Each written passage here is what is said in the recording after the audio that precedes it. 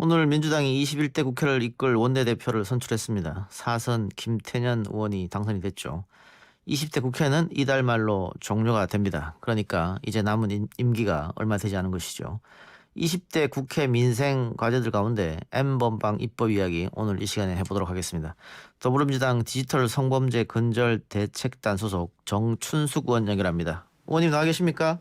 네, 안녕하세요. 정춘숙입니다. 예, 좀 늦었습니다만 당선 축하드린다고 말씀드리고요. 네, 예. 감사합니다. 자, M번방 사건으로 사회적 이슈가 된 미성년자 대상 성범죄 처벌을 위한 입법. 민주당은 20대 국회 마무리 짓겠다는 계획인 것 같은데 지금 얼마 안 남았어요? 예, 그렇습니다. 그래서 지금 이제 저희가 계속 지난주부터 20대 국회에 이 법안 처리를 위한 본회의를 열도록 계속 지금 이제 촉구하고 있고요. 예. 계속 이제 신임 원내대표나 여기에서도 계속 이제 협상하도록 저희가 계속 이제 촉구하고 있는 이제 그런 상황입니다. 네. 예.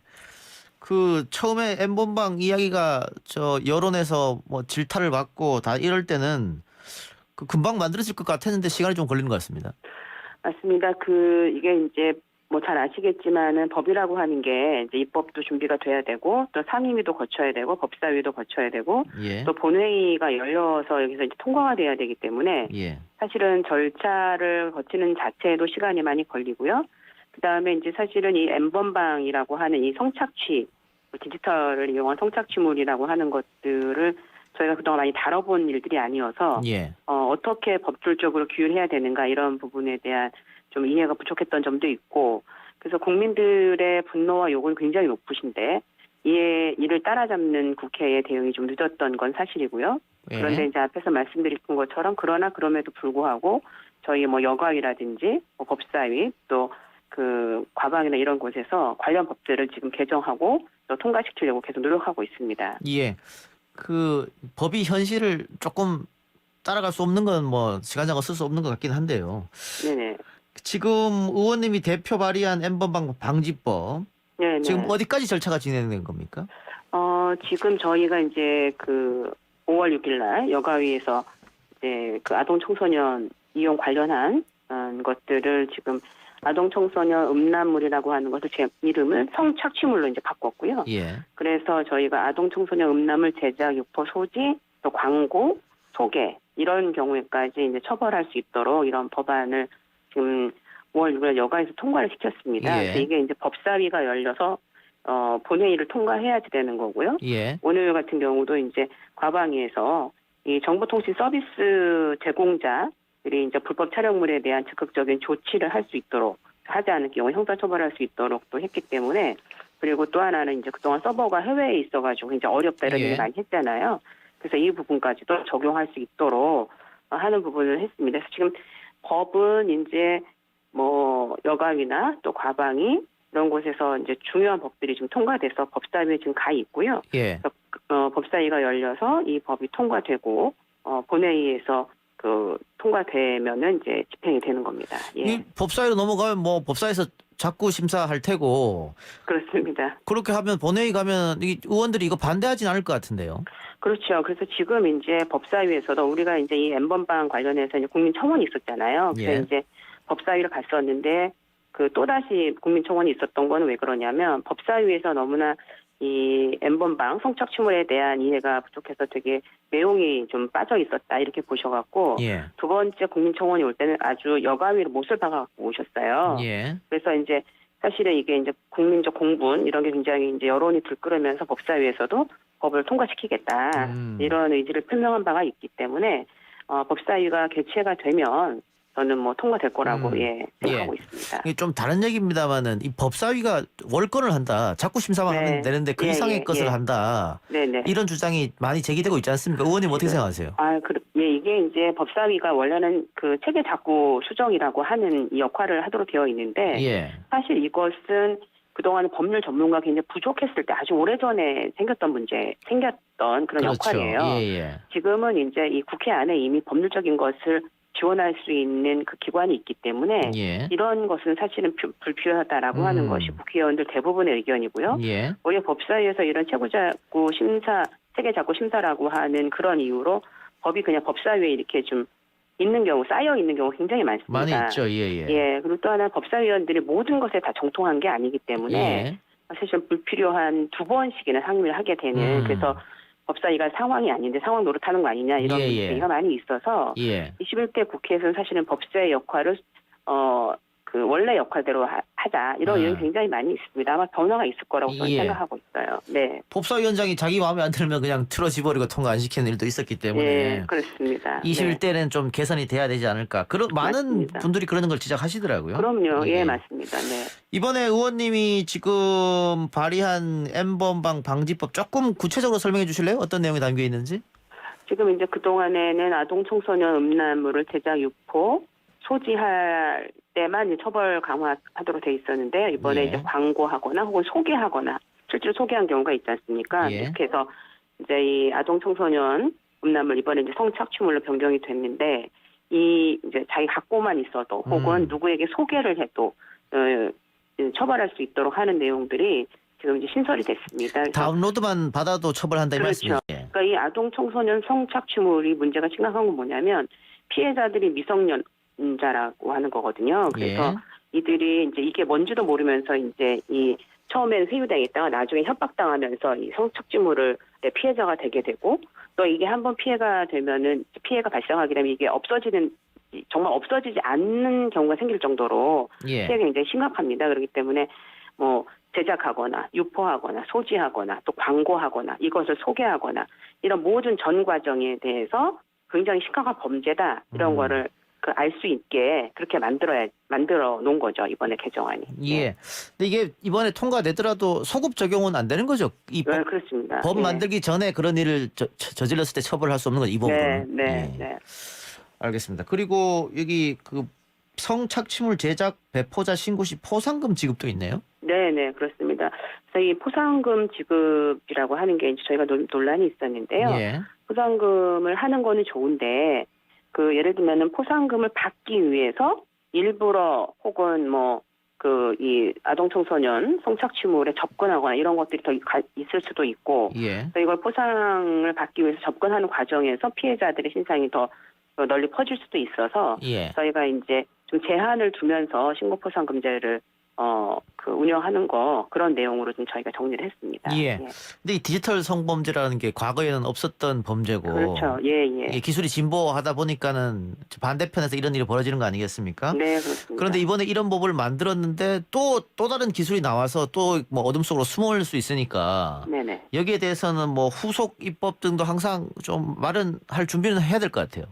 그렇습니다. 지금 이제 이제 여성계 쪽에서는 지금 이제 이 디지털 성착취물 이런 것이 N번방과 관련된 특별법 만들자 이런 의견이 있습니다. 그래서 이 법이 이제 아동 청소년 성보호에 관한 법률, 또 성폭력 특별법, 또 형법 여러 법의 내용을 다 조금씩 담아야 했대요. 그래서 이제 피해자 지원 같은 경우도 여성가족부에서 하는 게 있고 또 정보통신부에서 하는 것도 있고 그래서 이게 다 분리가 돼 있어가지고 어제 저희 이제 여가에서도 얘기했습니다마는 이 디지털 성범죄와 관련된 컨트롤 타워를 만드는 거 피해자를 좀 적극적으로 지원하기 위해서 이런 내용 그다음에 이제 그 디지털 온라인 그루밍과 관련해서 이 부분까지 그러니까 피해자에 대한 적극적 지원 가해자에 대한 제대로 된 처벌 이 내용들을 담고 있는 특별법을 만들자 이런 의견이 상당히 있습니다. 특별법으로 하자. 네네네. 그런데 국회에서 법을 만드는 것은 뭐 입법 활동이니까 국회에서 해야 될 일인데 이 대법원에서 양형 기준을 좀 올려야 되는 거 아니야 이런 지적도 있어요.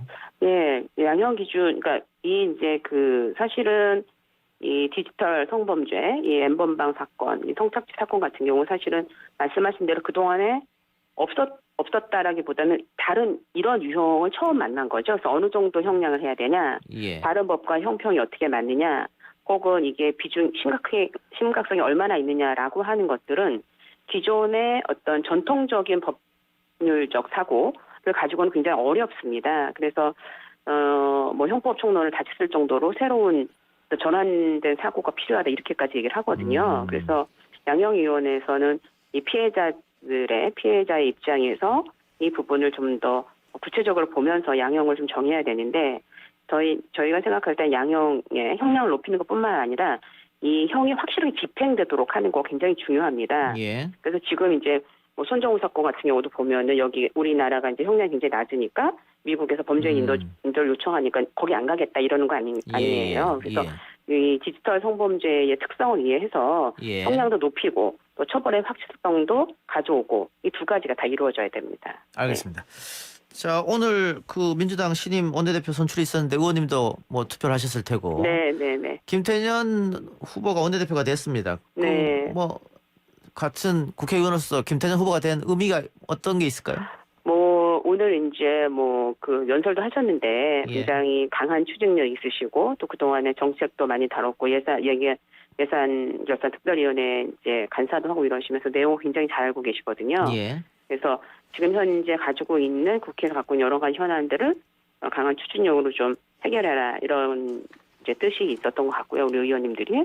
그래서 성과를 내야 된다 이런 측면이 있고 그런 면에서 본다면 사실은 이 디지털 성범죄와 관련된 법 이게 사실은 이게 굉장히 많은 사람들이 관심 갖고 있는 법이거든요. 그래서 새 원내대표인 김태년 원내대표께서도 이 문제에 대해서 관심 가져주시고 아마 크게 역할해 주시리라 이렇게 기대하고 있습니다. 민주당 지지자들은 지금 거대 정당이 된 민주당에 우리가 이렇게 많은 힘을 몰아줬으니 개혁을 좀 완성해달라 이런 주문을 하는 것 같고요. 그러나 야당과 또 보수 언론 쪽에서는 협치가 중요하다 이렇게 하고 있는데 이게 좀 상충되는 단어 같긴 해요. 사실은 이게 뭐 180석이라고 하는 것이 이제 국민들의 열망을 저는 보여준 거라고 보기 때문에 협치를 하면서도 또 성과를 낼 수 있는 방안 그게 바로 이제 김태년 신임 원내대표가 얘기하신 바이기도 합니다. 그래서 대화는 대화대로 하는데 충분히 설득을 하면서도 또 모든 국민이 원하는 게 있지 않습니까? 뭐 검찰 개혁이라든지 뭐 이런 부분을 끌고 가는 거는 또 끌고 가야 된다고 생각을 하고요. 의원님 이제 이번에 당선되시면서 재선되셨습니다. 네. 재선 의원으로서 21대 포부 한번 밝혀주시죠. 20대 국회가 뭐 동물 국회니 좀 너무 많은 요구를 들어가지고. 21대 국회는 이제 새로운 초선 의원들 굉장히 많이 들어오셨거든요. 그래서 국회가 정말 새로운 바람으로 일하는 국회의 모습을 보일 수 있을 거라고 생각하고요. 기대하고 저는 제가 지금 현재 상임위가 보건복지위원회이거든요. 주상임위가 물론 여성가족위원회 겸임도 하고 있지만 그래서 보건복지위원회 제가 지금 코로나19 국난극복위원회 바이오 K바이오 K메디칼 단장입니다. 그래서 보건복지 쪽으로 좀 이 대한민국이 세계의 표준이 되는 모델이 되는 그래서 앞으로 우리 국민들이 100년 동안 살 수 있는 그런 씨앗들을 좀 뿌리는 그런 일을 해보고 싶습니다. 알겠습니다. 의원님 다시 한번 당선 축하드리고 오늘 인터뷰 고맙습니다. 네, 감사합니다. 지금까지 더불어민주당 정춘숙 의원이었습니다.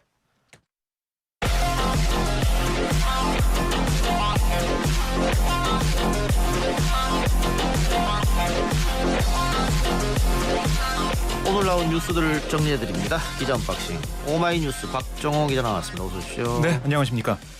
정부가 긴급 고용안정 지원 제도의 세부 추진 계획을 발표했습니다. 네, 홍남기 부총리가 정부 서울청사에서 열린 2차 비상경제중앙대책본부 회의에서 밝혔는데요. 고용보험 지원 대상이 아니면서 또 휴업으로 어려움을 겪고 있는 특수고용 노동자, 프리랜서, 무급휴직자, 영세 자영업자 중 가구 소득이 중위소득 100% 이하이거나 신청인 연소득 5천만 원 이하 또는 연매출 1억 5천만 원 이하이면서 소득 매출 감소가 25% 이상인 경우 고용안정지원금 지급 대상이라고 설명을 했는데요. 여기에 드는 재원 1조 5천억 원에 대해서는 지급의 시급성을 감안해서 지난 4일 9,400억 원의 예비비 지출을 결정한 바 있고 나머지 소요는 3차 추경경정 예산안에 반영해 확보할 계획이라고 밝혔습니다. 여기서 궁금하실 부분이 아마 소득 매출 감소를 어떻게 증명하냐일 텐데요. 소득 매출 감소는 지난해 12월부터 올해 1월까지 2개월 대비 올해 3월과 4월로 판단합니다. 그러니까 코로나19가 본격화된 다음에 그 피해를 보겠다는 건데요. 방과후 교사처럼 지난해 12월과 올해 1월에 소득이 없었던 경우에는 상당히 많을걸요? 그렇죠. 그러니까 지난해 같은 기간이나 아니면 10월, 11월 소득 이걸 대비로 판단하게 됩니다. 근데 뭐 이렇게 개략적으로 나와 있는데 아마 구체적으로 가면은 좀 비교를 하면서 여러 가지 또 얘기가 나올 것 같아요.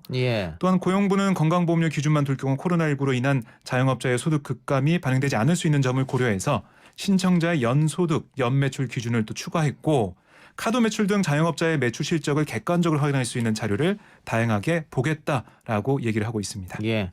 방금 뭐 방문교사 이야기해 주셨습니다만은 저희도 아이들이 방문교사와 함께 네. 방과 후에 수업을 하는데 이번에 코로나 때문에 좀 그러니까 한 달 좀 쉬자고 하셨더니 아, 너무 많은 일거리가 지금 줄어서 마스크 쓰고 하면 안 되겠냐고 해서 그러라고 했거든요.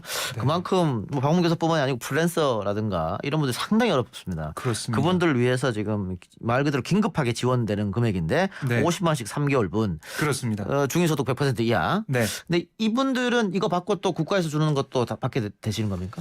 그러니까 이게 지역 사업이 다 있습니다. 지자체에서. 예. 여기서 지원받은 경우에는 전체 고용안정지원금 150만 원에서 이미 받은 금액을 뺀 나머지만 받을 수 있는데요.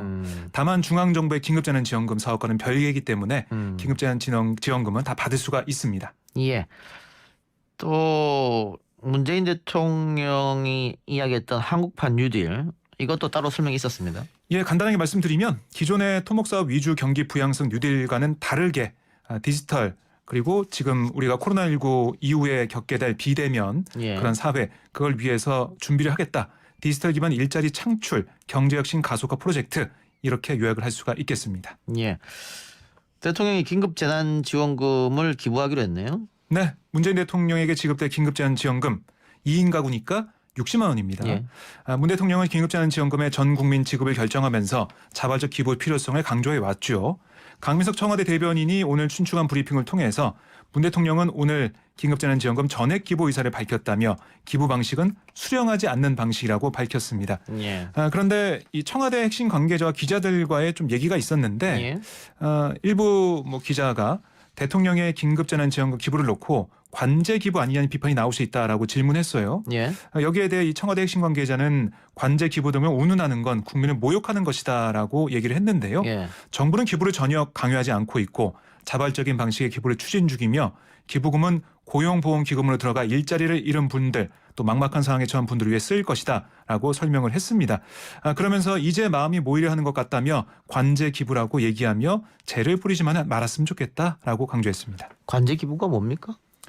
관이 시켜서 얼마씩 해라 예. 이런 거죠 사실. 정부가 시켰나요? 안 시켰죠. 예. 네.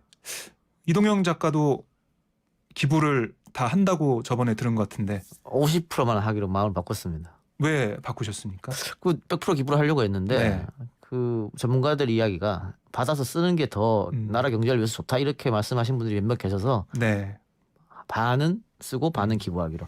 근데 아까 우리가 고용안정지원금이겠잖아요. 그렇습니다. 우리가 기부를 하게 되면 그 돈이 이제 고용안정지원금 쪽으로 들어가는 것이죠. 그렇습니다. 예. 그래서 네. 그 돈이 아까처럼 이렇게 좀 어려우신 분들, 네. 그러니까 써도 사실은 그렇죠. 나라 살림에 도움되는 거고 내수를 살리는 거고 기부를 해도 괜찮을 것 같아요. 기부를 해도 어려운 분들을 돕는 거고요. 예. 그러니까 누가 얼마씩 기부해라 이런 얘기가 아닙니다. 예. 그러니까 문재인 대통령이 기부 참여했으면 좋겠다라고 얘기하면서 자신은 기부는 선택한 거거든요. 예. 그러니까 우리도 다 자율적으로 선택할 수 있는 거예요. 예. 네, 관제 기부 논란이 통합당을 비롯해서 보수 언론을 통해서 좀 나오고 있는데 거기에 대해 질문하니까 청와대에서는 그게 아니다라고 다시 설명을 한 겁니다. 특히 또 뭐 공무원들이 기부를 한다 안 한다 알 수가 없는 노릇이지 않습니까? 그 문제는. 그렇습니다. 예. 네.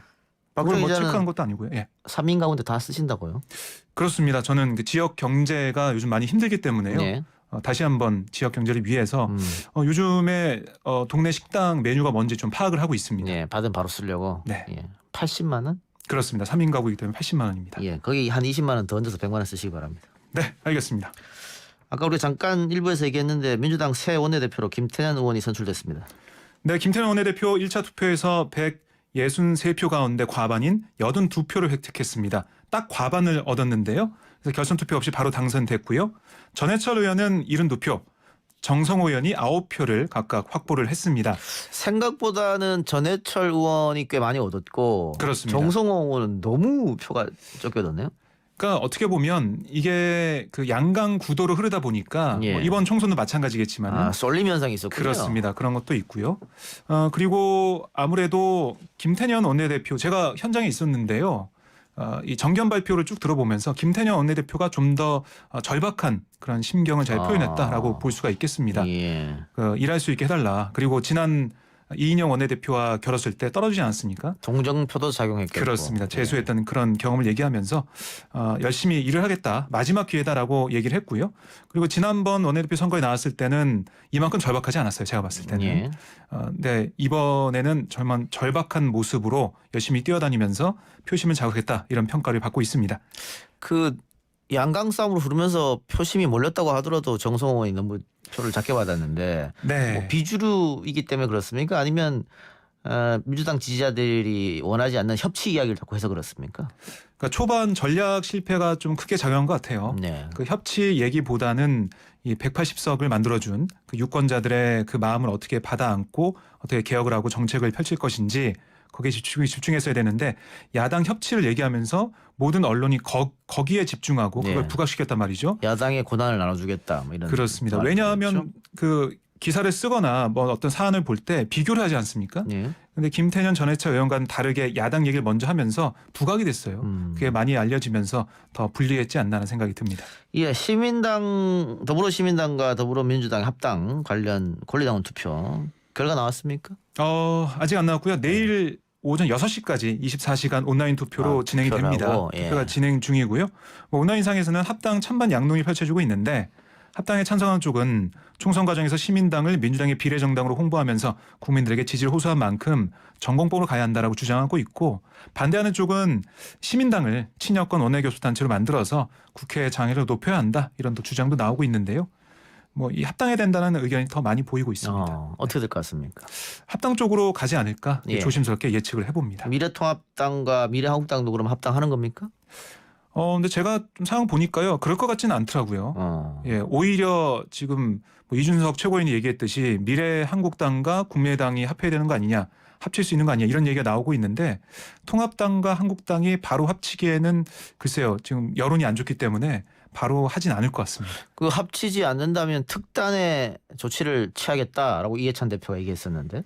그렇습니다. 합친다면 그 말씀하시는 아니요, 거죠? 합치면 상관이 없고 합치지 않고. 예, 꼼수를 나눠지면 부린다면. 네, 맞습니다. 왜냐하면 헷갈렸네요. 지금 미래한국당이 19석이잖아요. 네네. 뭐 국민의당과 합치든 아니면 무소속을 데리고 오든 네, 원내 교섭단체를 만들 수 있지 않습니까? 그렇습니다. 그렇게 되면 또 하나의 꼼수가 되는 거니까. 네, 그렇게 된다면 민주당 입장에서도 사실 여러 가지 국회 운영상 다른 또 수를 생각할 수밖에 없는 예. 상황이 되겠죠. 그러니까 이해찬 대표가 그런 카드를 쥐고 있는 거예요. 그래서 그런데 얘기하고 있기 때문에 예, 야당이 또 한 번 그런 수를 쓸지는 잘 모르겠습니다만은 글쎄요. 그렇게 다만 된다면 단독으로 원내 교섭단체를 꾸리다 보면은 이제 그 정당 보조금을 거액을 또 받을 수가 있고 그렇습니다. 상임위원장을 또 배출할 수 있고 네. 그런 유혹은 또 있을 것 같긴 합니다. 네, 근데 뭐 내일 새로운 통합당 원내 지도부가 선출되기 때문에 거기서 더 논의가 있을 것으로 보입니다. 예, 심재철 통합당 현 원내대표는 총선 참패의 가장 큰 원인은 매표용 현금 살포였다 이렇게 말했네요. 네, 심원혜 대표가 임기 종료를 앞두고 오늘 뭐 사실상 마지막 기자 간담회를 했는데요. 이렇게 얘기했습니다. 선거 이틀 전 아동수당을 40만 원씩 뿌려댔고 코로나 지원금을 4월 말부터 신청을 하며 대통령부터 나서서 100만 원씩 준다고 했고 기획재정부에서 지원금 지급 대상을 50% 잡은 걸 선거 때 70% 다시 전 국민도 확대했다며 현금 살포 때문에 졌다라는 논리를 펼쳤습니다. 민경욱 통합당 의원이 이번 총선은 부정선거라고 선거 무효 소송을 제기하고 원내대표가 현금 살포 때문에 졌다고 이야기하고 이렇게 되면 야당이 왜 이번 총선에서 졌는지 제대로 파악을 하지 않고 반성이 없다 얘기 되는 거 아닙니까? 네, 정확하게 지적하셨는데요. 사실 선거가 끝난 다음에 왜 졌는지부터 파악을 하고 뭐 지도 체제를 뭐 누굴 모셔올 건지 어떻게 할 건지 결정하는 게 순리인데 그게 되지 않고 있고요. 이 보수 야당에서 어떻게 할지 이런 토론회는 사실 무소속인 윤상현 의원이 며칠 전에 토론회를 열어서 그걸 예. 분석을 했어요. 예. 그러니까 통합당이 먼저 할 일을 무소속에서 하고 있다라는 것은 통합당 자체가 지금 뭔가 사실상 그 유권자들의 심판에 대해서 예. 판단을 제대로 내리지 못하고 있다라고 볼 수가 있습니다. 알겠습니다. 삼성준법감시위원회가 이재용 부회장의 대국민 사과에 대해 논의를 했는데 대국민 사과 했지 않습니까? 근데 네, 사과를 했는데요. 이 삼성준법감시위원회가 오늘 그 정례 회의가 있습니다. 오후 2시에 열려서 지금 아마 제가 오기 전까지만 해도 진행되고 있었는데 이 이재용 부회장의 대국민 사과에 대해서 어떤 판단을 내릴지 어떤 입장을 보일지 좀 많은 관심이 모아지고 있는데 왜냐하면 준법감시위원회가 사실 이 대국민 사과를 하라고 한 거잖아요. 이재용 부회장한테. 그렇죠. 그 내용에 대한 판단을 어떻게 내릴지 한번 보자는 거예요. 근데 지금 노동계나 시민사회에서는 이게 너무 부족하다. 알맹이가 빠진 사과다. 편법 사과다. 이런 얘기를 하고 있거든요. 보수 언론은 박수치는 사설을 많이 냈던데요. 특히 중앙일보 사설은 네. 너무 잘한 것 아니냐 이재용 부회장이. 중앙일보니까요. 그렇군요. 네. 예, 그렇게 생각을 하고요. 예. 어쨌든 이 준법감시위원회가 어떤 판단을 내릴지 여기에 대해서도 많은 관심이 모아지고 있는데요. 이재용 부회장이 사실 어제 기자들을 모아놓고 대국민 사과를 했지만 기자들이 질문을 받지 않았습니다. 그럼 왜 기자들을 부릅니까? 거기에 대한 비판이 있을 수밖에 없고 사실 사과를 하고 뭐 90도 인사를 하면 밖에 얼마나 많은 노동자들이 어제 항의를 했습니까? 예. 책임지라고 했습니까? 거기에 대해서 입장을 밝히고 직접 가서 만나든가 뭐 이런 뭔가 행동이 있어야지 실천이 있어야지 말로만 선언은 그리고 미래에 대해서 얘기하는 과거를 반성하지 않고 예. 이런 대국민 사과는 문제가 있지 않나 이런 비판이 나오고 있습니다. 사과를 했는데 어떤 일을 잘못해서 사과했다 이게 아니고 사과만 하고 그렇습니다. 어떤 구체적인 잘못에 대한 얘기를 안 했으니까 그 부분을 맞습니다. 비판하시는 것 같고요. 그리고 선대 그 이병철 회장 때부터 이건희 회장 또 지금까지 이렇게 이어져 올 때 선대 회장들 또 삼성그룹이 잘못을 하고 사과를 하고 하면 그 중앙일보에서 계속 그 사과를 너무 잘했다든가 네. 삼성의 잘못을 덮어주는 기사를 계속 실어서 문제가 사회적 문제가 됐었거든요. 이번에도 또 그런 모습이 보여서 좀 안타깝다 이런 생각이 드네요. 그렇습니다. 알겠습니다. 오늘 하나만 더 해볼까요? 네. 국내 200대 기업의 CEO의 1인당 평균 보수가 6억 8천만 원이다. 상당하네요. 네, 그렇습니다. 이 한 조직개발 전문 업체가 국내 200대 기업의 CEO, 임원, 직원 보수 격차를 분석을 해봤는데요. 200대 기업이 CEO 급에게 지급한 급여 총액이 4,464억 원이었습니다. 사내이사 649명이 지급한 평균 보수액이 6억 8,783만 원이었는데 임원급에게 준 전체 보수액이 2조 662억 원으로 임원 7,189명의 1인당 받는 급여가 3억 5,698만 원으로 파악이 됐고요. 그러니까 이걸 비교해 봤더니 직원보다 8.7배가 더 많고 CEO 보수는 임원급보다는 CEO 보수가 1.9배 더 많았습니다. 그리고 예. 임원 보수는 직원보다 3.8배 많은 상황이 됐습니다. 새 전이죠? 그렇습니다. 알겠습니다. 상당한 금액을 받아가네요. 오늘 기자 언박싱 여기까지 하죠. 수고하셨습니다. 네, 고맙습니다.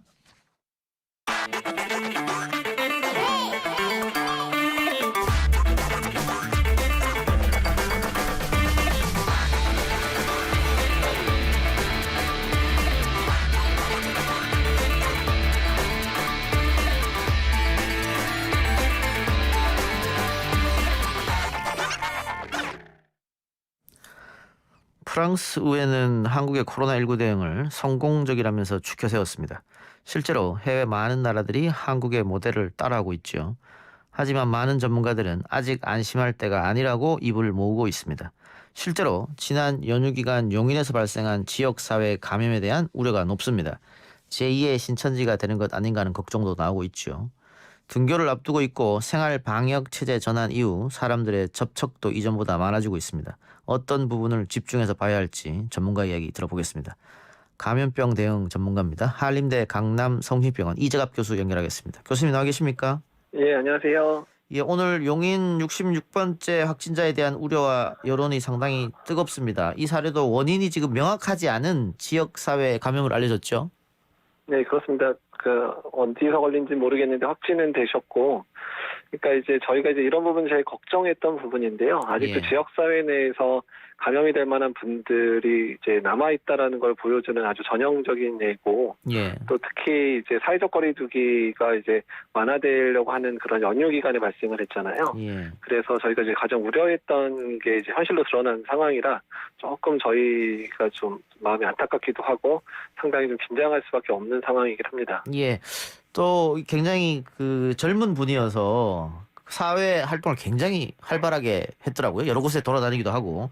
근데 본인이 오늘 SNS에 올린 글은 증상이 나오지 않았기 때문에 알 수가 없었다 이렇게 얘기했는데 그 무증상일 때는 사실 좀 어렵지 않습니까 이걸 대처한다는 게?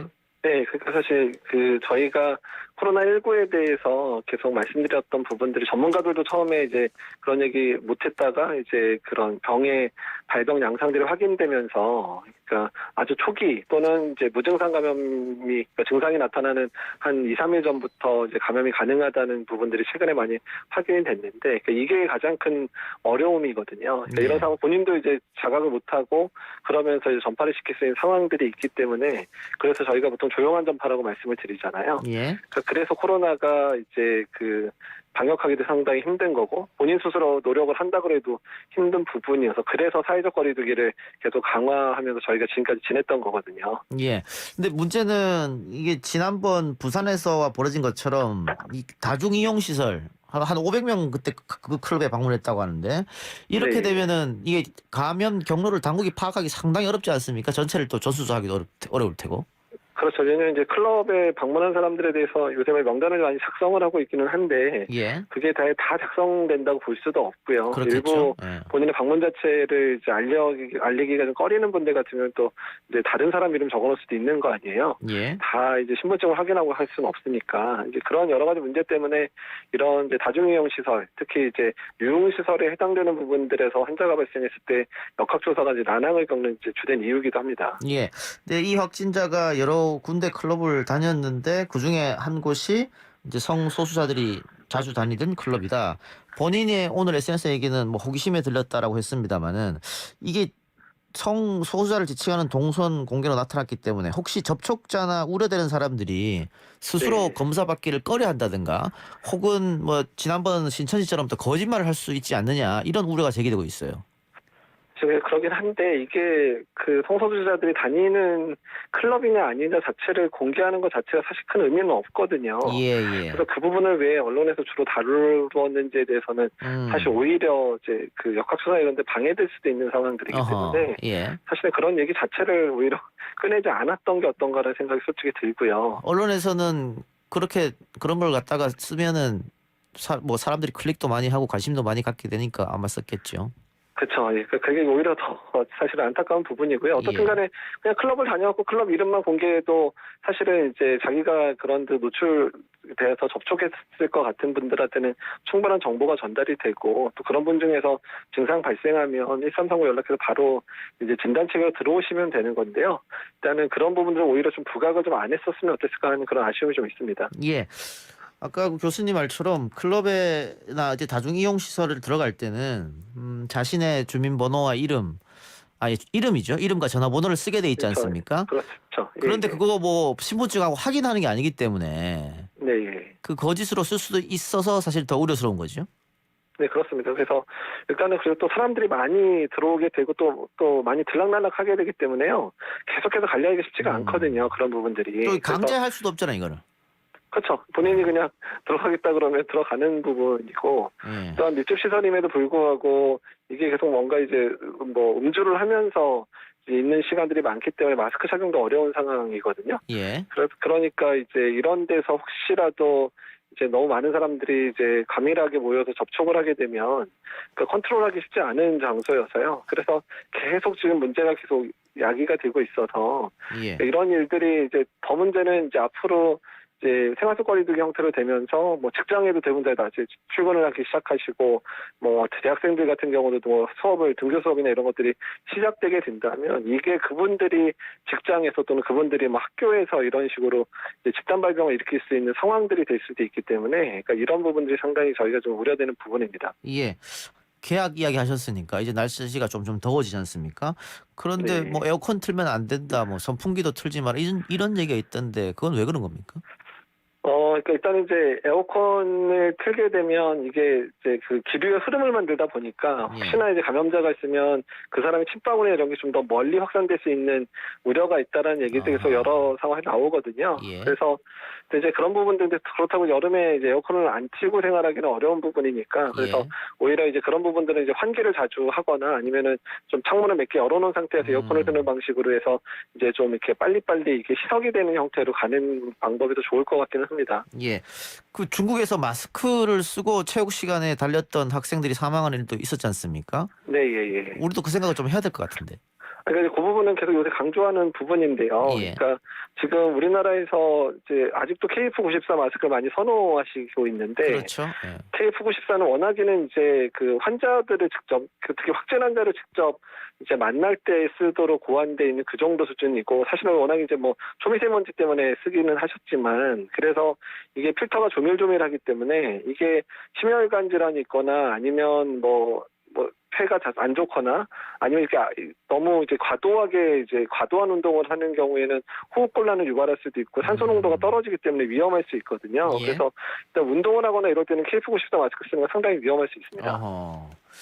그 우리 아이들도 계속 그거 쓰고 밖에서 놀았는데 쓰면 안 되겠군요. 운동할 네, 때. 그래서 그 장기간 하거나 또 과격한 운동을 할 때는 위험하기 때문에 예. 그래서 운동을 할 때는 야외에서 운동을 하고 이러니까 밀집되지 않게 운동을 이제 하게 해야 되고요. 그리고 또 야외에서 하다 보니까 마스크 벗고 좀 밀집하지 않게 운동을 하거나 아니면 조금 더 좀 필터 수준 낮은 거로 해야 되고, 또는 너무 장시간 과도한 운동은 이제 마스크 쓴 상황에 절대 하게 하면 안 되거든요. 예. 그리고 또 하나 우리가 황금 연휴를 계속 걱정했지 않습니까? 네. 근데 잠복기가 있을 테니까 이 황금 연휴에 뭐가 문제가 있었나 없었냐 언제쯤 판단할 수 있죠? 보통 이제 이번 주 안에 이제 조금씩 환자들이, 보통은 이제 평균 잠복기가 5일 정도 되니까요. 예. 환자가 발생을 하면 이제 이번 주부터 발생을 할 텐데, 환자들도 증상이 초기에는 잘 본인 스스로 자각을 못 하다 보니까 본격적으로 만약에 환자 발생하면 다음 주 정도부터 이제 본격적으로 환자가 나올 거로 예상을 하고 있습니다. 예. 그 총선 때도 확진자가 나오지 않았는데 좀 어쨌든 걱정되긴 합니다.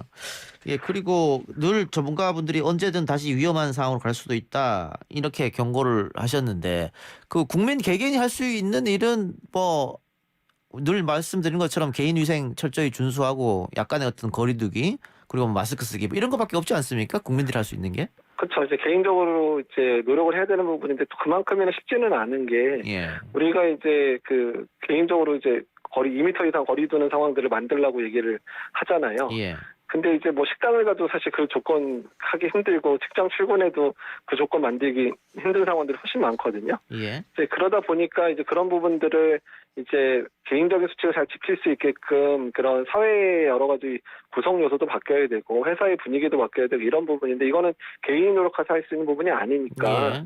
이제 그런 부분에서 이제 회사 또는 공동체 또는 이제 정부에서 지원이 필요한 부분도 지원을 해주고, 이런 식으로 이제 전반적인 문화 자체를 바꿔가야 되는 상황이라서 그런 부분들은 상당한 시간이 걸릴 거고, 또 이제 그런 것들이 바뀌는데 많은 시간들이 또 투여해야 되고 투자도 해야 될 거라고 생각이 듭니다. 예. 방역 당국은 어떤 일을 준비해야 할까요? 물론 뭐 나름 지금부터 계속 준비하고 계시겠습니다만은. 일단은 이제 생활 속 거리두기가 시작됐을 경우에, 그러니까 생활 속 거리두기가 시작됐다는 의미는 일단 어느 정도의 환자 수가 늘어나는 부분들은 감수하고 가겠다는 의미가 강합니다. 그래서 일단은 이런 환자들이 증가되는 상황에서 이제 진단도 조기 진단하고 조기 격리하는 부분들, 또한 혹시라도 환자가 이제 대폭 늘어나는 상황에 대비해서 병상을 준비하는 부분들, 또 의료진들을 지금 좀 쉬지만 의료진들의 피로도를 느끼지 않게 계속 그런 진료를 할 수 있게끔 하는 여러 가지 제반적인 상황들을 준비를 해야 되기 때문에요. 그래서 앞으로 오히려 방역 당국 같은 경우는 한두 달을 더 힘들게 지내야 될 상황이 될 수도 있습니다. 그렇군요. 알겠습니다. 교수님 오늘 인터뷰 고맙습니다. 네, 감사합니다. 지금까지 한림대 강남성심병원 이재갑 교수였습니다. 정면승부. YTN 라디오 이동영의 뉴스 정면승부 3부 시작합니다. 코로나19 사태로 많은 분들이 힘든 시기를 보내고 있는데요. 역설적으로 코로나 사태 이후 좋아지는 게 하나 있습니다. 바로 공기이지요.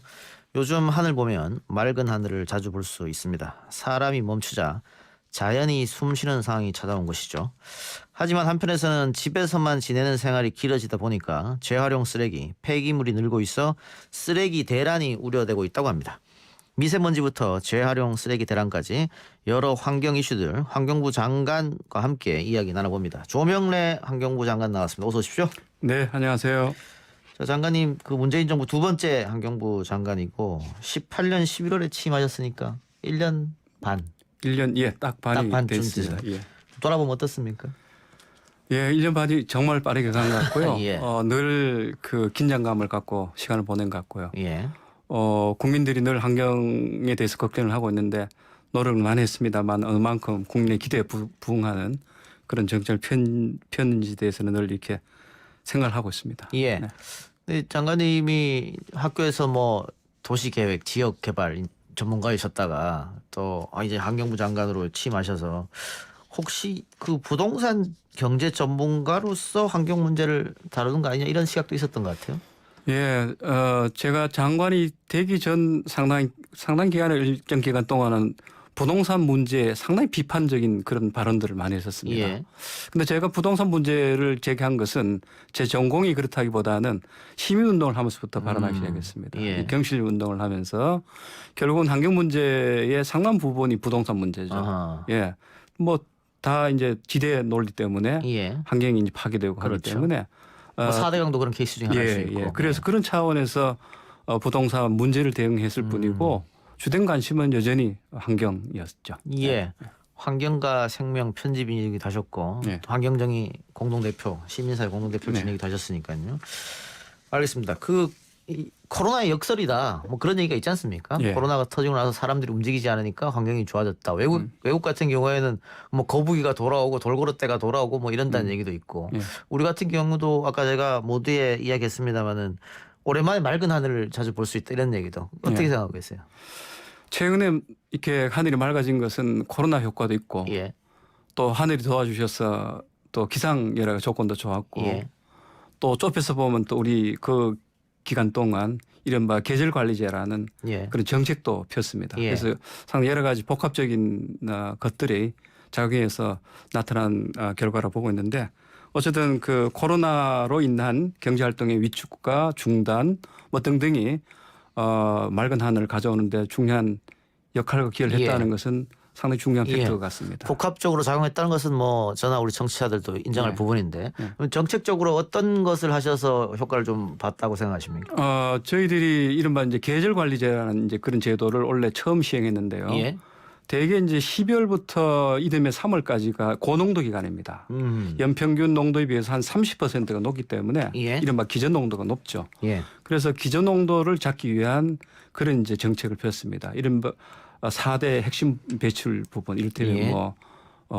발전사라든가 예. 그다음에 사업장이라든가 운송 시설들이라든가 이런 부분에서 저희들이 다양한 감축 정책들을 펴서 4개월 동안 총 2만 2천 톤을 줄였는데요. 연간 배출량이 한 20% 가까이를 줄였습니다. 4개월 만에. 예. 작년에 저희들이 정부 정책으로 줄이려고 했던 목표치가 10,000톤이었습니다. 예. 그 10,000톤의 2배 해당하는 것을 4개월 만에 줄였던 것이죠. 그래서 일단 그것이 예. 가장 중요한 일종의 미세먼지를 저감시키는 하나의 중요한 요소라고 저희는 보고 있습니다. 근데 뭐 우리가 할 수 있는 일은 해야 되는 게 뭐 당연한 겁니다만 그 미세먼지 주된 원인은 결국은 중국 아니냐 이렇게 주장하시는 분들도 많이 예, 계시거든요. 예. 그 문제는 어떻게 보고 있어요? 그거는 이제 지구에 이제 자전 때문에 생기는 현상인데, 그게 이제 그 중국이 우리나라의 미세먼지 발생에 기여하는 몫이 계절에 따라 다릅니다. 작년에 우리가 최초로 한중일 동북아 그 장거리 미세먼지에 관한 대기 오염 물질에 관한 연구 보고서를 이제 발표를 했는데요. 예. 한국에서 발생하는 미세먼지의 평균적으로 연평균 한 30%가 이제 중국발이라는 예. 그런 하나의 과학적 연구 결과를 저희들이 도출했고요. 이번에는 중국에서도 마찬가지로 우리와 같은 계절제를 했습니다.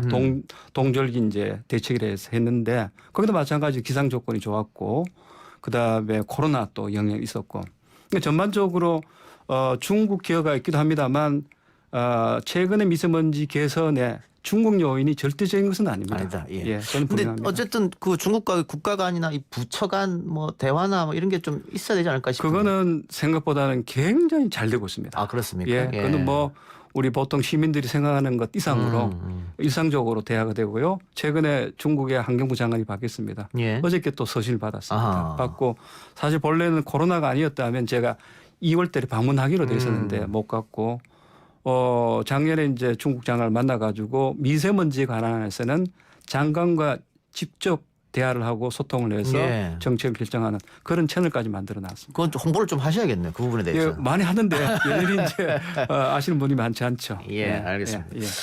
자 그리고 이 코로나 19 때문에 그 많은 의료 폐기물, 예. 뭐 의료진들, 우리 국민들 마스크도 마찬가지입니다만 특히 의료진들 뭐 또 방염 방제복들, 방제화 이런 것들이 한 번 쓰고 다 버리는 거지 않습니까? 그렇죠. 예. 그러다 보니 이 폐기물도 상당히 쌓였을 것 같아요. 그걸 이제 우리가 이제 의료 폐기물이라 부르죠. 예. 의료 폐기물은 우리나라에서는 그걸 의료 폐기물 따로 모아가지고 전용 소각장에서 소각을 시킵니다. 그래서 이번에 이제 코로나 상황이 이제 터지면서 의료 폐기물이 하루에 많게는 51톤이 발생할 정도로. 상당하네요. 예. 어쨌든 저희들이 무난하게 처리했습니다. 예. 무난하게 처리했던 것은 그만큼 소각할 수 있는 여유가 다양스럽게도 있었습니다. 예.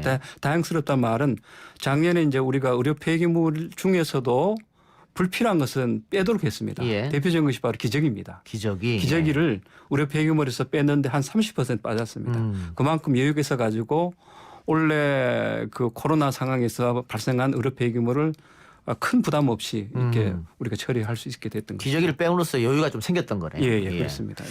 그리고 또 그 지금 외출이 줄어들고 집에서만 생활하다 보니까 재활용 쓰레기가 많이 늘어나고 그렇죠. 있다. 예. 그 이전과 비교했을 때 확연히 늘어났죠. 재활용이 뭐 그렇게까지 늘지는 않았습니다. 그렇습니까? 특히 예. 이제 뭐 이른바 이제 뭡니까 택배로 이제 그 많죠. 받는 예. 일회용 예. 유통 포장지 이건 좀 한 6% 정도 늘었는데 오늘 제가 현장을 다녀왔습니다. 그러니까 재활용 폐기물 처리장을 다녀왔는데 실제 들어오는 건 그렇게 많이 안 늘었다고 하더라고요. 예. 중요한 것은 이렇게 폐기물을 우리가 재활용하는 그 따로 이렇게 분리를 합니다. 예. 그래 가지고 이제 재활용을 하는데 그 재활용 제가 예.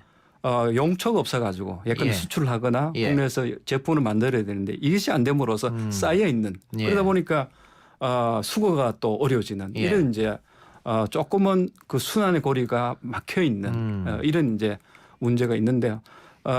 오늘 이제 저희들이 바로 이제 그 공공 비축이라는 것을 실시했습니다. 그러니까 이 사업장이 갖고 있는 폐기물 그 재료를 우리가 정부가 사가지고 대신 보관하는 예. 그렇게 해서 사업장들이 민간 사업자들이 좀 여유가 있게 이렇게 조치를 취했습니다. 예. 그 지금 재활용 수요도 줄어들고 또 특히 유가가 떨어지면서 그렇죠. 재활용을 만들 뭐 필요성이 떨어지고 하다 보니까 예. 자꾸 창고에 쌓여가는 것이고 그렇습니다. 예. 창고에 쌓여가다 보면 이분들이 또 수거를 안 할 테고 그렇죠. 그러면 수거 대란이 또 벌어질 수도 있고 그렇습니다. 예. 그래서 지금 그러면 정부가 좀 나서서 그거를 좀 사주자 이거군요. 예, 그래서 이미 뭐 수전에 우리가 이제 재활용 쓰레기를 살 때 주민들한테 돈을 줍니다. 예. 그게 이제 매각 대금인데 매각 대금을 한 40% 인하하는 그런 가격 연동제를 도입을 했고요. 예. 그다음에 이제 그 비축이 많이 되면 정부가 대신 비축해주는 공공 비축제, 예. 민간이 수거를 못한다 그러면 공공 수거제로 전환하는 이런 세 가지를 이미 발표를 했었습니다. 그중에 공공 비축제를 오늘 처음으로 실시를 했던 것이죠. 예. 공공 비축제라는 것은 민간이 갖고 있는 2개월치의 그런 재활용제를 우리 정부가 사서 갖고 있다가 방출하는 그런 식의 제도가 되겠습니다. 수출처를 좀 찾아보는 것도 한 방법일 수는 있겠네요. 예, 이게 이제 단순하게 공공 비축으로 문제 해결되는 건 아니고요. 그렇겠죠. 그 사이클 예. 전체에 대한 관리가 필요합니다. 예. 배출로부터 수거, 분리, 그다음에 재활용 뭐 이런 걸 다 우리가 봐야 되는데 예. 그래서 그 용처, 사용처, 수요처를 발굴하는 것도 동시에 할참입니다. 이를테면 그 자동차가 생각보다는 재활용제를 깼습니다. 그 속에 들어가는 본넷 속에 들어가는 단열재 같은 거 그런 것들을 페트병을 이제 거기서 재를 뽑아가 쓰는 건데 그걸 더 만들도록 하고요. 그다음에 용기 같은 걸 더 다양하게 쓸 수 있도록 해서 예. 그런 재활용제를 더 많이 쓸 수 있도록 하는 그런 조치들을 지금 우리들 하고 있습니다. 네. 예. 또 하나 이 온실가스 문제. 이 온실가스 감축은 뭐 우리뿐만이 아니고 뭐 전 세계적으로 다들 공통된 의제 중에 하나인데 이건 어떻게 진행되고 있습니까? 온실가스는 뭐 줄여야 한다는 건 당연한 거고요. 예. 우리 정부 들어와서 몇 가지 상당히 이제 강화 조치를 취했습니다. 제2차 그 온실가스 대응 계획을 이제 발표하면서 일단은 온실가스 감축 목표량을 그동안은 BAU라고 그냥 예. 자연 추세에 해당하는 것에 일부를 줄이겠다 했던 것을 절대량으로 이를테면 2017년 대비 24.4%를 2030년에 줄이겠다 이렇게 우리가 발표를 했고요. 그다음에 그동안은 계획만 세워놨지 이행을 못했었습니다. 그래서 이행 체계를 훨씬 더 강화하는 이제 그런 제도를 도입했고 그다음에 일정 부분 예컨대 3,400만 톤에 해당하는 부분을 어떻게 줄일지에 대한 이런 부분이 없었는데 그건 이제 우리가 석탄 발전을 친환경으로 바꿔서 줄이는 그런 몇 가지 조치를 취하고 있는데요. 정말 다행스러운 거는 지금 온실가스가 최근 들어와서 상대적으로 주는 추세를 예. 보이고 있습니다. 그건 뭐 정책 효과도 있고 산업구조 전환 측면도 있고 등등 있는데 원래 그래서 우리는 경제는 성장하고 온실가스는 감축되는 그런 이른바 탈종조화, 디커플링의 원전으로 보고 있습니다. 그래서 그걸 모멘텀으로 삼아서 훨씬 더 앞으로 온실가스를 더 줄여가고 예. 넷제로도 언젠가 실현하는 이런 여러 가지 대책들을 우리 시민사회들과 함께 시민들과 함께 논의돼서 그 프로그램들을 지금 만들어가고 예. 있는 중입니다. 경제는 성장시키고 온실가스는 줄이려고 했는데 이 코로나19가 터져서 경제 문제가 약간 오히려 온실가스는 더 줄이는 효과가 있다고 봅니다. 그런 그렇습니다. 예, 예. 예. 그리고 이 온실가스는 자동차 영향이 크다고 하는데 예. 한때 그 BMW 회사의 그 배출가스 조작 문제가 시끄럽지 않습니까? 예. 그런데 이번엔 또 독일 또 브랜드죠. 벤츠의 불법 배출가스 조작 이게 적발됐는데 벤츠 측에서는 환경부 발표에 동의하기 어렵다 이렇게 얘기했어요. 글쎄 뭐 회사 입장에서는 그렇게 반발할 수밖에 없는데 예. 우리가 과학원에서 우리 산나야 한국 환경과학원이 있습니다. 그런 데서 다 우리가 과학적 분석을 통해서 예. 나온 결과이기 때문에 그건 번복하기가 쉽지 않습니다. 네. 한쪽에서는 그 외국보다는 한국에서 이런 일들을 더 많이 벌인다 수입 업체 예. 자동차들이 예. 한국을 좀 우습게 하는 거 아니냐 뭐 이런 지적도 있는 것 같습니다. 그 관련법 때문에 그렇습니까? 글쎄 우리가 대개 유럽의 여러 가지 규제들을 많이 차용을 하는데요. 우리나라가 특별히 뭐 까다롭거나 그렇지는 않다고 저희들은 보고 있습니다. 예. 어떤 면에서 본다면 외국 기업들이 우리의 제도를 잘 이해 못하는 측면도 어허, 있고요. 좀 예. 손쉽게 생각하는 그런 측면은 없지 않아 있다 저희들은 보고 있고요. 그래서 한국에서 어떤 뭐 규제가 늘어나거나 혹은 뭐 조금 낮은 어떤 기준에서 운행이 가능하거나라는 그런 아마 생각을 바꾸는 것이 저는 외국 기업들이 가져야 할 입장이 아닐까 하는 예. 생각이 듭니다. 또 뭐 앞으로는 그 내연기관 자동차는 점점 없어질 것이다. 그렇죠. 뭐 가스, 뭐 예. 지금 전기차 예. 많이 생산되고 있고 또 수소차 얘기도 뭐 나오고 예. 있는데 그런 부분에 대해서도 그 정부 쪽에서 조금 뭐 지원이나 뭐 이런 게 있어야 지금 있긴 하죠 또. 예. 뭐 지금 친환경차로 전하는 뭐 미세먼지 측면도 그렇고 산업구조 예. 측면, 구조 조정 측면에서 가장 중요한 지금 정책 중에 하나입니다. 환경과 산업이 결합되는 예. 가장 중요한 정책 영역이고 우리 정부는 이미 2030년에 전체 자동차 판매 대수에서 33%를 친환경차로 채우겠다라는 것을 발표를 했습니다. 예. 했고 작년 올해 들어와서는 훨씬 더 강화된 친환경차 보급 정책을 펴고 있습니다. 올 1분기에 이미 친환경차 보급이 작년 동기에 비해서 2배나 더 늘었습니다. 예. 그리고 올해부터 이른바 그 무공해차 보급 의무제를 이제 본격적으로 실시하게 됩니다. 그러게 되면 자동차 회사에서 판매하는 자동차의 15%는 친환경차로 판매를 해야 됩니다. 이제 그런 제도를 실시하고 또 그에 대한 여러 가지 인센티브를 우리 자동차 회사에 주고 있습니다. 예. 소비자들도 그 친환경차라든가 전기차를 사게 되면 뭐 약간의 인센티브가 있는 거죠. 가격을 좀 싸게 해준다든가 세금을 깎아준다든가. 지금 가는 경차를 친환경차로 바꾸면 그 폐차 보조금에다가 신차 구입 보조금 해서 상당한 액수를 저희들이 지원하고 있죠. 그래서 예.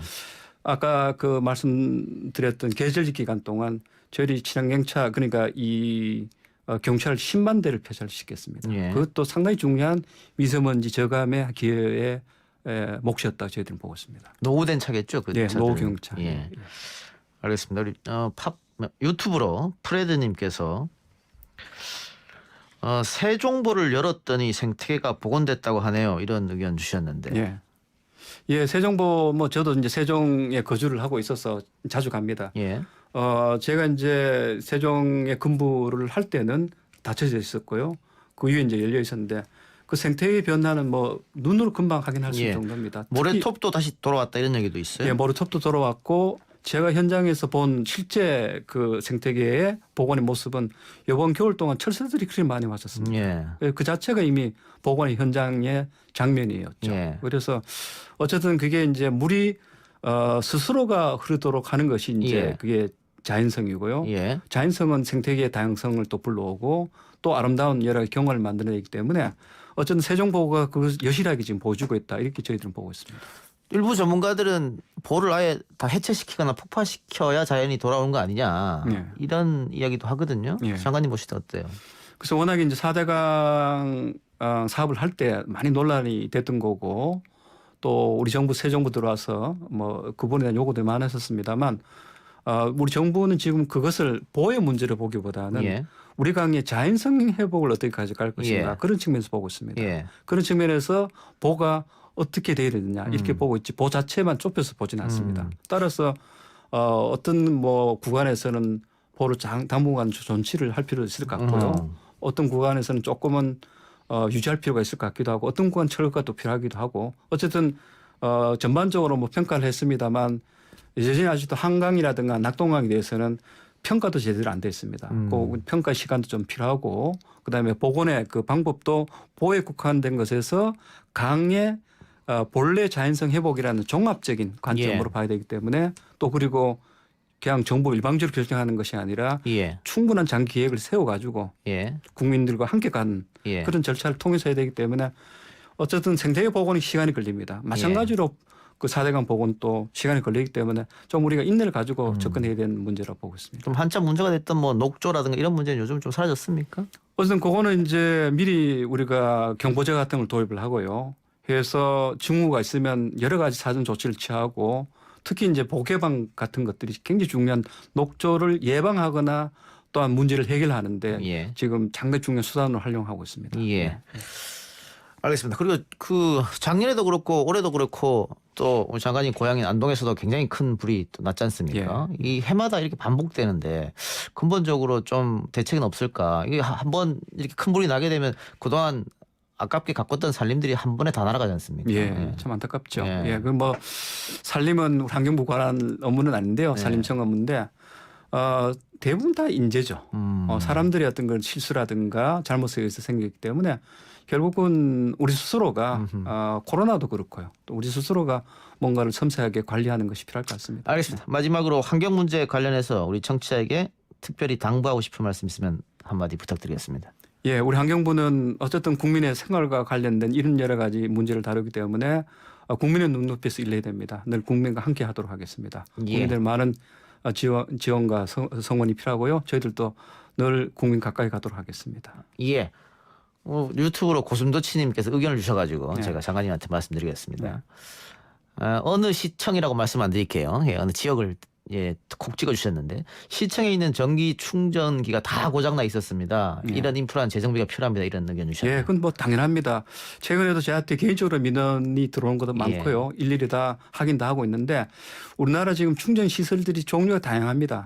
어떨 때는 기관에서만 쓰는 것도 있고 또 그 이용자가 케이블을 가져가서 쓰는 것도 있고 여러 가지 있기 때문에 예. 그 충전기의 상태와 유형들을 우리가 봐야 됩니다. 그래서 어쨌든 어떤 경우라도 충전기가 제대로 이용되지 못하는 것은 있을 수 없습니다. 저희들이 예. 문제가 확인이 되면 어쨌든 즉각적으로 해결하려고 하고 있습니다. 예. 네. 낙동강 상류의 석포 재련소 문제도 해결해 주세요. 이런 예, 그 의견도 문제도 주셨습니다. 반드시 해결해야 된다 보고 있습니다. 네. 알겠습니다. 장관님 오늘 출연 고맙습니다. 네, 고맙습니다. 네, 지금까지 조명래 환경부 장관이었습니다. TBN 라디오가 함께합니다.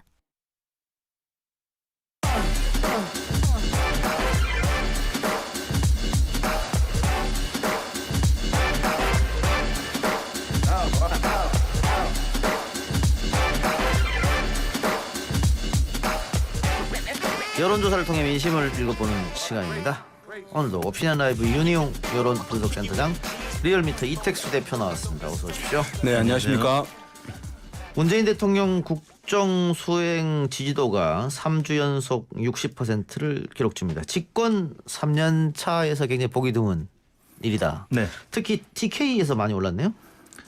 네, 그렇습니다. 저희가 TBS 의뢰로 지난 4일과 6일 전국 18세 이상 유권자 1,508명을 대상으로 조사했습니다. 무선 전화 면접 및 유무선 자동답 혼용 방식이었고요. 표본 오차는 95% 신뢰순에서 플러스 마이너스 2.5%포인트였고 자세한 내용은 중앙선거여론조사 심의위원회 홈페이지를 참고하시면 되는데요. 문재인 대통령의 5월 첫째 주 주중 집계가 61.4%를 기록했습니다. 지난주 대비 0.8%포인트 올랐고요. 부정평가는 32.4%로 3%포인트 하락했습니다. 말씀하신 대로 3주 연속 60%대를 기록했는데 2018년 10월 이후 처음입니다. 지난주 리얼미터 조사에서는 소폭 하락하는 모습을 나타냈었는데 다시 반등했는데요. 대구 영북에서도 한 12%포인트가량 올랐고 또 호남에서도 한 5%포인트 이상 올랐습니다. 또 중도층에서 한 3%포인트 상승했고요. 지정당별로는 정의당 지지층과 미래통합당 지지층에서 올랐습니다. 말씀하신 대로 이 집권 3년차 4, 4분기라든지 아니면 4년차 1분기에 보면 이명박 박근혜 두 전직 대통령이 한 40%대 초반 정도를 기록했었고요. 그 전에 노무현, 김대중 또 김영삼, 노태우 대통령은 이보다 낮은 20% 내지 30%대의 지지를 기록했었는데 문재인 대통령은 지금 리얼미터나 갤럽 조사에서 60%대 초반을 기록하고 있기 때문에 분기별로 따지면 한 50%대 중후반 정도로 마무리가 되지 않을까 싶습니다. 이렇게 그 3년차 4분기, 4년차 1분기에 60%가 넘는 높은 지지를 받는 원인은 어디에 있습니까? 지금 예상치 못하게 코로나19 사태가 지금 장기화되고 있는 그런 상황이죠. 국내에서 이제 방역 체계를 잘 갖춰가면서 확진자가 국내 지역 확진자는 0명으로 지금 꽤 안정화되고 있고 외신의 평가도 좋고 또 다른 나라 정상들의 도움이 요청이 있는 상황이고요. 또 코로나19가 지금 아무튼 계속 진행형이기 때문에 문재인 정부의 힘을 실어주려고 하는 부분도 있고 또 하나는 총선에서 압승을 했죠. 민주당이 180석을 하면서 문재인 대통령이 사실 중간평가적인 성격에서 보통은 대통령 그 지지율이 하락하면서 총선도 참 어려운 선거를 치르게 되는데 이번에는 코로나19와 또 총선 압승에 의해서 지지율이 굉장히 높게 유지가 되고 있습니다. 예, 같은 생각이십니까? 예, 그리고 이제 이게 대척점에 대통령과 대척점에서는 어쨌든 대중 신뢰를 받는 인물이 존재할 경우에는 대통령의 국정 수행 평가에 긍정적 평가가 제약되거든요. 이제 왜냐하면 한쪽의 진영에 있는 유권자들, 국민들이 어떤 인물을 이제 신뢰한다라고 했을 때 그 인물이 대통령 국정 수행에 대해서 이제 여러 가지 견제들을 하고 이제 부정적인 평가를 하게 되고 그것을 이제 공감하게 되면서 대통령의 평가도 이제 영향을 받게 되는 것인데 지금은 문재인 대통령의 대척점에 서 있는 어떤 대중 신뢰를 받는 인물 자체가 없는 상황이에요. 예. 야당 자체도 그렇고 야권의 어떤 유력 대권 주자도 부재한 상황이고 그러다 보니까 어떤 비판적인 정치권의 그런 이제 세력 자체가 부재하기 때문에 그런 하락 요인도 없는 상황이라고 할 수 있겠고 이런 얘기 있어요. 이제 현대 민주주의 국가의 대통령은 일주일마다 선거를 치른다. 이거 뭐냐면 여론조사 결과로 지지율이 나오잖아요. 계속. 예. 그것에 따라서 사실은 우리는 보지만 대통령이 항상 똑같은 권력을 가지고 있는 것처럼 보이지만 대중의 이런 평가들 국정수행 지표로 인해서 대통령의 권한과 권력이 커지기도 하고 줄어들기도 하는 거거든요. 그러니까 역대 대통령들이 임기 이제 3년 중반 지나서 후반부로 접어들면서 대통령인 지위는 그대로임에도 불구하고 상당히 힘이 약화되는 것은 어쨌든 대중의 평가가 이제 지지율이 상당히 낮아지게 되는 흐름에서 기인하는 것인데 문재인 대통령 같은 경우 지금 60%를 나오고 있는 것은 임기 초반과 같은 현상인데 이런 경우에는 임기 초반에 가장 힘이 세다고 하잖아요. 그러니까 리더십을 강하게 행사할 수 있는 상황, 여러 가지 정책들을 강력하게 추진할 수 있는 상황이 임기 초인데 지금 그런 임기 초와 같은 상황들 벌어지고 있어서 여러 가지 또 우리나라 역동적인 사회이기 때문에 악재들은 발생할 가능성은 높지만 그럼에도 불구하고 임기 후반부를 앞에 있던 대통령들보다는 상당히 안정적으로 임기 수행할 가능성이 높아졌다 이렇게 볼 수 있겠습니다. 예. 그리고 이제 다음 주부터 코로나19 긴급 재난 지원금이 지급이 될 텐데 이게 선별로 하느냐, 전 국민 다 하느냐 논란이 처음에 좀 있었지 않습니까? 네. 그 지난번에는 선별로 지급하자가 조금 더 많았던 것 같은데 이번에 다시 조사했는데 바뀌었다고요? 네, 저희가 이제 어제 같은 언론사 의뢰로 조사한 건데요. 최종 500명의 응답을 완료했습니다. 조사 방식은 같았고요. 표본오차는 95% 신뢰 수준에서 플러스 마이너스 4.4%포인트였는데 전 국민을 대상으로 지급하자는 의견이 62.1%로 나타났고요. 소득 하위 70%만 지급하자, 선별적으로 지급하자는 의견인데 29.5%로 대략 6대3 정도로 더울 스카가 났네요. 네, 그렇게 예. 나타났습니다. 그런데 저희가 이제 지난 4월 23일 날 1차 조사를 했었는데 그때는 전 국민 지급이 30.2%에 불과했었고요. 예. 또 소득 하위 70% 지급도 28.9%로 오차 범위 내에서 약간 낮게 나타났고 잘 모르겠다는 의견이 40.9%로 나타났었는데 예. 이게 한 2, 3주 만에 전 국민 지급 의견으로 이제 확 쏠리게 된 거죠. 잘 모르겠다는 의견이 거의 전 국민 지급으로 바뀐 겁니다. 그만큼 뭐 재정적으로 좀 어려워진 또 피폐해진 뭐 국민들의 실제 현실적인 부분도 있을 것 같고요. 또 하나는 그 당시에는 이제 선거가 끝난 직후였기 때문에 각 당의 뭐 입장이 뭐 있겠었습니다만은 그 유권자들이 각자들의 입장을 좀 정하기 어려운 상황이었었는데 선거가 좀 지나고 나서 아무튼 민주당이 압승하고 민주당의 입장이 전국민 지급 쪽으로 이제 돌아섰기 때문에 다수가 전국민 지급 쪽으로 의견을 나타낸 것 같습니다. 전 도민에게 제일 먼저 지급하는 데가 경기도인데 네. 경기도 소상공인들이 이것 때문에 매출이 늘었다라고 얘기를 하고 있거든요. 그런 영향도 혹시 있을까요? 뭐 자영업자들 같은 경우에 이제 이런 보편적 복지에 대해서 거부감들을 많이 드러내는 층이라고 할 수 있어요. 예, 예. 왜냐하면 이제 보수적 성향이 강하고 예. 하기 때문에. 그런데 실제적으로 이 제도로 인해서 자영업자 같은 소상공인과 자영업자들 같은 경우에 어쨌든 매출이 증가하고 어쨌든 살림살이에 좀 보탬이 된다고 하는 인식이 확산되는 것도 그럼 이제 부정적 평가층에 있던 분들이니까 긍정적인 평가로 돌아서는 데는 영향을 줬고 이렇게 이제 한 62% 전국민 지급 보편적 지급에 대해서 동의를 나오는데 영향을 준 것으로 보이고요. 이 정도 되면은 사실 이제 국민적 공감대는 확실히 이루어진 수준이다라고 볼 수 있어요. 지난 이제 한 달 정도 이것을 가지고 논쟁들이 심하게 있었는데 각각의 이제 정보들이 유권자들 국민들한테 전달이 됐던 것인데 뭐 하위 뭐 70%까지 한다라고 했을 때는 선별을 어떻게 할 것이냐, 선별하는 과정에 또 추가적인 비용이 들고 그런 많은 논란들이 있다는 것에 대해서 또 이 재난지원금 같은 경우가 피해자 구제 측면도 있지만 어쨌든 소비를 강화하게 함으로써 침체된 경기를 살리려고 하는 정책적 목표도 있다라고 하는 것에 대해서 국민들이 이제 어느 정도 인식하고 공감하는 것이 예. 높아졌다 이렇게 볼 수 있겠습니다. 근데 이 총선 참패와 관련해서 미래통합당의 심재철 원내대표가 이거 지금 긴급재난지원금 같은 이런 정부 여당의 매표용 현금 살포 때문에 졌다라고 얘기했거든요. 네.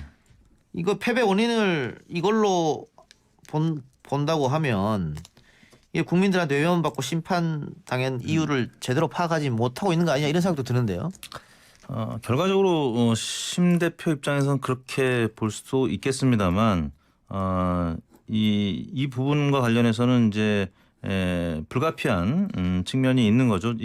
이렇게 하지 않고는 아무튼 경제가 제대로 돌아갈 수 없는 상황인 예. 거고 해외 주요 국가들도 다 지금 같은 방식으로 하고 있고 심지어는 황교안 전 대표도 종로 선거를 치르면서 또 이 100% 지급하자는 의견도 냈던 바가 있기 때문에 예. 지금 와서 이렇게 얘기한다는 것은 미래통합당 지지층이라든지 아니면 뭐 중도층 입장에서 봐도 좀 이해가 안 되는 부분들이 있지 않을까 싶은데요. 지금 오늘 이제 마지막 이제 물러나면서 아마 본인의 이제 뭐 책임론도 있을 아하. 거고 좀 그런 부분에 있어서 심 대표 입장에서 그렇게 얘기한 것이 아닌가 싶습니다. 그 어쨌든 원내대표 타이틀 달고 선거를 치렀는데 참패했고 본인도 선거에 낙선했기 때문에 네. 그 이대로 물러나면 자신이 다 책임을 뒤집어쓴다 이렇게 판단했을까요? 어쨌든 이제 걸리는 부분이었으리라고 생각되는데 뭐 만약에 이것이 진정한 이제 포퓰리즘이다라고 한다면 미국에서조차도 이제 이 정책을 실행을 하고 있는 집행을 하고 있는 상황인데 그럼 이제 그런 선진국도 포퓰리즘이다라고 하는 것인데 국민들이 이런 정보들을 과거엔 단절되었지만 이제 외국의 선진국들도 이런 정책을 하기 때문에 한국에서 하는 것도 전혀 이제 이상한 정책이 아니라는 것을 국민들이 알 정도의 인식 수준이 돼 있는 상황이고요. 거기다가 만약에 이것이 이제 비판을 저는 할 수 있다고 보여요. 이제 어떤 선별적 복지가 이제 좀 바람직한 대안이다라고 생각하는 이제 보수 정당의 입장에서는 얘기할 수는 있을 텐데 그렇다고 한다면 그런 피해자 구제하고 경기 침체를 어쨌든 막고 경기 회복을 가져올 어떤 다른 대안을 사실 제시하면서 이제 비판을 해야 되는 것인데 다른 대안이 없이 이것이 문제라고 얘기를 하게 되면 저는 이제 국민적 공감을 얻기가 더 힘들어질 수밖에 예. 없다고 봅니다. 그리고 선거 끝나고 대통령 지지율과 민주당 지지율은 상승하는 통합당 지지율은 더 빠지고 있거든요. 네. 그게 지금 뭐 미래통합당 일부입니다. 뭐 당의 공식 이야기는 아니고 일부 의원들이 부정선거를 주장하고 있고 네. 또 이렇게 매표용 현금 살포로 패배했다라고 얘기하고 있고 이렇게 되다 보면 미래통합당 지지율이 오르긴 어려울 것 같은데 앞으로도. 그렇죠. 보통 이제 선거 패배하면 비대위 꾸리고 본인들의 자당의 잘못이 무엇이었는지 좀 백서도 쓰고 돌이켜 보는 기회를 갖게 되는데 지금 상황은 뭐 자기들의 잘못보다는 이제 남 탓하는 것으로 비춰지면서 혹은 선거 자체가 조작됐다고 이제 주장하는 분들이 계시면서 그나마 좀 우호적으로 보려고 했던 또 투표했던 지지층조차도 이제 등을 돌리게 하는 그런 상황이 되고 있기 때문에 그래서 이제 내일 원내대표가 누가 되느냐에 따라서 그리고 이제 사전 뭐 투표 뭐 조작설 같은 이런 부분들 어떻게 이제 매듭을 지을지 이런 부분이 굉장히 중요해 보이는데요. 뭐 여하튼 미래통합당 지지율은 뭐 리얼미터뿐만 아니라 갤럽에서는 지난주에 뭐 10%대까지 떨어졌다는 보도도 있었는데 TK 지역에서조차 지금 리얼미터 기준으로 14.7%포인트 급락하는 수치가 나왔고요. 보수층 지지율에서도 8%포인트가 떨어져서 미래통합당은 지금 계속 최저치를 경신하고 있고요. 민주당도 이번 주에는 대통령실은 올랐는데 정당 지지율은 좀 빠졌습니다. 42.6%가 됐고요. 반면에 정의당이라든지 열린민주당이 소폭 상승했고 무당층도 한 자릿수에서 두 자릿수로 좀 늘어나는 그런 약간의 조정 국면도 있었고요. 또 뭐 오호던 전 시장 이제 파문에서는 조금 지금 벗어나고 있는 듯 보이는데 양정숙 이제 당선인과 더불어 시민당과의 뭐 또 맞소송전 뭐 이런 부분이 좀 부정적으로 영향을 미치지 않을까 싶습니다. 그 미래통합당 원내대표 얘기해 주셨으니까 주호영 권영세 2파전 싸움인데 누가 될 것 같습니까? 지금 이제 뭐 오늘 박지원 의원 같은 경우는 주호영 의원이 좀 유리한 거 아니냐 이렇게 이제 판단을 하고 방송을 했더라고요. 주호영 의원이 이제 영남 출신으로서 이제 영남권 의원들이 이제 다수고 또 권영세 당선인은 지금 의원회관에서 이제 뭐 선거 운동을 하기는 좀 어려운 상황이기 때문에 뭐 그런 차원에서는 주호영 의원이 유리한 국면인 거는 맞아 보입니다. 근데 내일 이제 아무튼 당선인들한테 질문도 받고 또 토론도 한다고 했기 때문에 내일 토론이 굉장히 중요할 것 같아요. 지금 103명 중에 한 60명이 뭐 초선 이제 당선인들이기 때문에 내일 상황에 따라서 좀 반전될 가능성도 배제할 수는 없을 것 같습니다. 이 원내대표 선거는 참 이제 예상하기 어려운 선거인데 왜냐하면 투표권자들이 국회의원들이기 때문에 지금 당선인들이기 때문에 대중의 여론이랑 정서랑은 다르죠. 무관해요. 그래서 이제 통상적으로 당내 선거들은 어떤 후보들이 어떤 계파이냐 또는 어떤 노선을 갖고 있느냐 또는 어떤 나이대냐 어느 지역을 대표하냐 이런 것들이 이제 중요하긴 한데 원내대표 선거에서 가장 중요한 건 친소관계예요. 그래서 의원들 그 후보들이 그래서 이제 의원들과 뭐 한 1년 동안 3번 밥을 먹으면 당선되고 한 번밖에 못 먹으면 떨어진다 이런 얘기 할 정도거든요. 그래서 뭐 어떤 의원이 해외 의정 활동을 갔다가 공항에 오잖아요. 그러면은 그 새벽에 오는데 공항에 가요. 영접하러.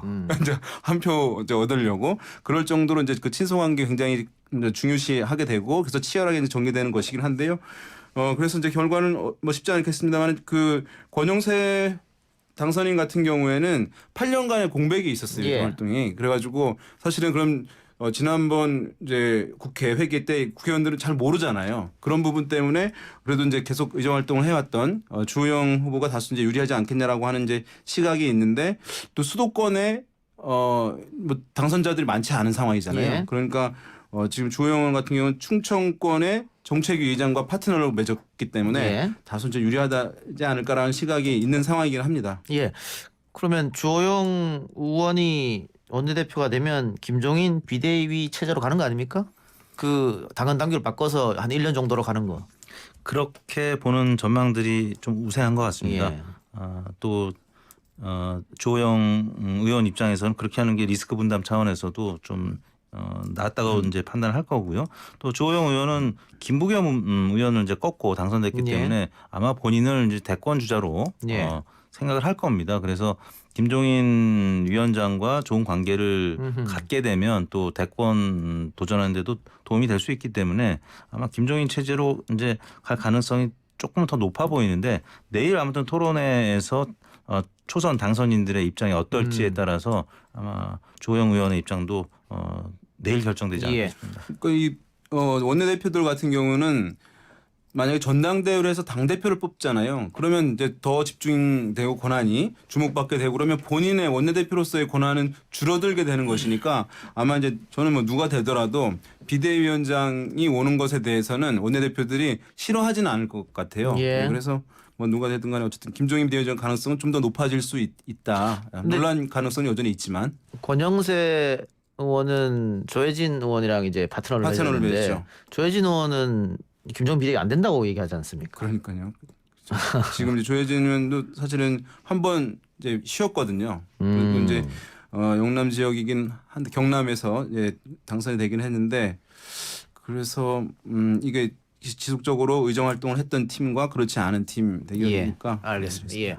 자 반대로 더불어민주당 원내대표는 3파전으로 치러졌는데 정성호 비주류 정성호 의원이 너무 표를 적게 받았고 저는 이 결선으로 갈 줄 알았는데 그냥 한 판에서 끝이 나버렸어요. 네, 아주 아슬아슬하게 네, 과반을 넘었죠. 그래서 김태년 의원, 그러니까 당권파 친문이 당선이 됐습니다. 전해철 의원도 적지 않게 10표 차이지만 예. 많은 득표를 했는데 3위 후보 표를 다 합쳐도 아무튼 예. 한 표인가요? 이제 부족했는데 김태년 의원의 경우에는 이제 당권파라고 하는 게 이해찬 대표하고도 가깝고 문재인 대통령하고는 또 대학 선후배 관계이고 그래서 아마 문재인 대통령하고 이제 당청 관계를 굉장히 좀 힘을 실어주는 중요하게 생각하는 당선인들의 의중이 반영이 된 것이 아닌가 싶습니다. 예.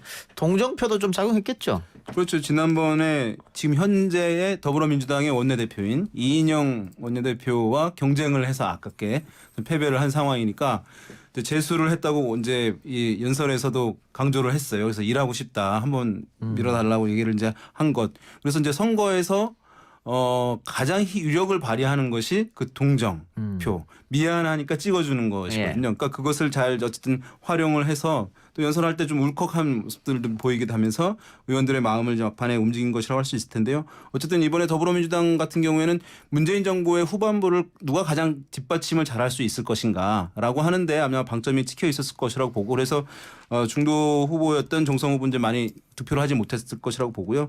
이해찬 대표의 이제 개파라고 이제 불려져 있거든요. 인식되고 있거든요. 김태년 후보 같은 경우에 당선인 같은 경우에 그러니까 어쨌든 당 대표와 원내대표 그러니까 아는 사람이 되면 그 초선 의원들 같은 경우에는 상임위 배정에 좀 확실하게 자기가 원하는 대로 갈 수 있을 것이라고 하는 그런 기대감도 좀 작용하지 않았을까 예. 생각됩니다. 160여 표 중에 김태년, 전해철 두 사람 표를 합치면 뭐 90% 이상이니까 네. 그 주류가 확실히 그냥 민주당에서는 굳혔다 이렇게 더불어민주당에는 비주류 자체가 지금 있다고 보기 어려운 상황이라고 봅니다. 과거 이제 국민의당으로 이제 이탈하게 되면서 예. 사실 이제 그런 순도가 예. 물론 이제 정당이라고 하면 다양성이 많아질 필요도 있다는 이제 지적도 있습니다만은 사실은 실제적으로 봤을 때는 잡음이 없을 때 지지가 높거든요. 예. 예. 그러니까 당위론과 실제는 다른데 어쨌든 그런 면에서 봤을 때 민주당 같은 경우는 비주류가 없고 그러면서 이제 상당히 이제 단일체 순도가 높은 형태를 지금 갖추고 있다라고 보는 게 맞을 것 같아요. 알겠습니다. 두 분 말씀 오늘 여기까지 듣겠습니다. 수고하셨습니다. 네, 감사합니다. 감사합니다.